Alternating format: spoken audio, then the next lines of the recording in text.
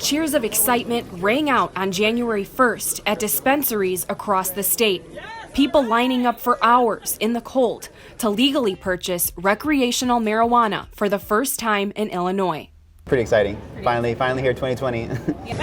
Customers spent over $3 million on day one alone. The high demand led some dispensaries to stop recreational sales just a few days after opening.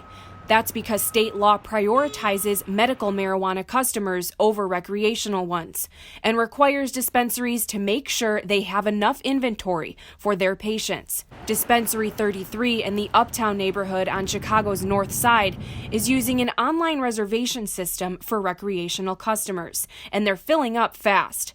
The dispensary monitors its product inventory each day, which helps them determine how many reservations to release for recreational sales. So what we've been doing is having 2 time slots where people can reserve a spot online and they can come anytime in a 4-hour time window to come shop, which has been working well. If you get a ticket, they sell out pretty fast. Demand is high, and so is the price. Illinois has the second highest tax rate out of all states that have legalized, but the high prices haven't stopped customers. Sales are expected to reach $500 million by the end of the year. Taxes on recreational cannabis range from 10 to 25%, depending on the level of THC, the ingredient that creates a high for marijuana users. Expect a 10% tax on any products with a THC concentration under 35%, a 25% tax on products with over 35% THC, and a tax of 20% on all edibles. This doesn't include sales tax. And if you live in Cook County, the board just passed an additional 3% tax to start this summer.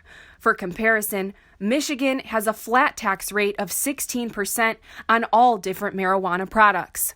DePaul student Ruben Mendez thinks the high prices and shortages could spark an increase in the black market. There's actually been a pretty big surge right now in people trying to get that connection.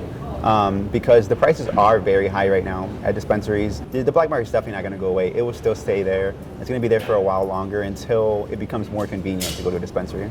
And a report last year from New Frontier Data shows the black market still meets the most demand, even in states where cannabis is legal. They estimate that this year, just under 20% of demand in Illinois will be met by the legal market, with the rest still coming from the illicit market.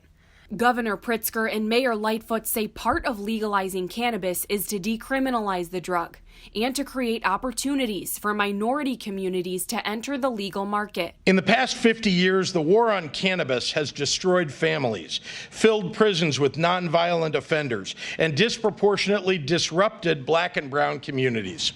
This is a marketplace that was already created with the medical marijuana. The vast majority of the people that are the entrepreneurs and business owners are white men, and we know that, and we will work as a city to make sure that we give opportunities for other people to be participants in this thriving market. Chicago is home to 11 dispensaries so far, and despite the legislation's diversity efforts, not one of these dispensaries is owned by a person of color. The state is set to issue 75 new licenses by May 1st. This round of licensing will prioritize minority applicants. The applicants for those licenses are going to be awarded them on a point system, and 20% of that formula is defined by whether or not you come from a community that has been disproportionately punished by the enforcement of our drug laws. The state's new cannabis law calls for pardons for low-level marijuana convictions. Last month, Governor Pritzker granted over 11,000 pardons, and over 100,000 other people with low-level convictions are still expected to be cleared.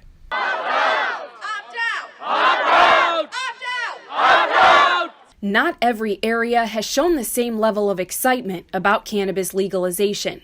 Some suburbs, including Naperville and Downers Grove, voted no on allowing recreational sales within their boundaries. Legalization has also raised questions about health effects. The Centers for Disease Control reports that 1 in 10 marijuana users will become addicted, and that heavy, long-term use could lead to a higher risk of attention and memory issues. Katie Bellamy is a substance misuse prevention specialist for DePaul's Office of Health Promotion and Wellness. She says cannabis can lead to neurological effects. Oftentimes people will say cannabis helps with their anxiety. However, cannabis can also increase anxiety.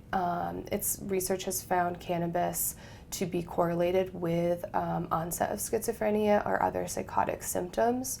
So it's important to know how your body responds. Dr. Douglas Bruce of DePaul's Health Sciences Department researches the pain relief cannabis provides for people with chronic illness. He says there isn't much evidence of serious risks from cannabis use, noting that many of the negative effects come from overconsumption. Bruce says a qualitative study showed women reported bad reactions more often than men. The people in our interviews who said, I had a bad reaction first, were predominantly women because they were taking doses that maybe male friends or male colleagues had suggested, and there's is a little too much. Bruce says there are ways to avoid the negative effects. The best advice that you can offer those people is to start conservatively. Bellamy says people often experience overconsumption with edibles. Edibles, for example, they could take anywhere from 30 minutes to 2 hours to take effect. And so if somebody has never used before and they're expecting a more immediate effect, they might overconsume that, and then something that was maybe a neutral experience now becomes quite a negative experience because they're too high. Bellamy says that if people want marijuana, they should get it from a dispensary and not be afraid to ask questions. Going to a dispensary and being able to ask what the THC potency is super important. THC potency has increased over the years, and so when you buy it off the street, if the dealer doesn't know really what's in it, that's going to increase your risk of having a poor experience. So going to the dispensary and asking about potency, as well as asking about how long to expect it to take to feel the effects. The city's Department of Public Health says one of their main priorities is preventing young people from using marijuana.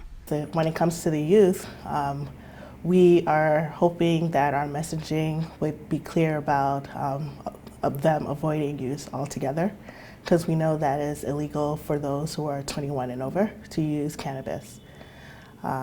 We know that there are policies in place to help make this happen. So one of these policies is to avoid use of cannabis products within 500 feet of schools, and also for not only 500 feet of schools, but we've also have taxes on cannabis that should make it cost prohibitive for youth to use cannabis. As with alcohol, cannabis is legal for people 21 and over, but there are restrictions. Consumers may possess up to 30 grams of flower, 5 grams of concentrate, and no more than 500 milligrams of infused products. The law also prohibits public consumption, meaning you can't use it in cars and trucks, and anywhere else you can reasonably be seen by others. Chicago police say people can't smoke on front porches, but that they won't issue tickets for consumers in their own backyards. And pay attention to your job's policy. Companies can still fire employees if they show up under the influence of marijuana or fail random drug tests. Landlords may also ban consumption, and only medical marijuana patients are allowed to grow it at home, and they're restricted to 5 plants per home. While legalization brings many changes, something that isn't changing, DePaul University's policy. You can't use marijuana on campus.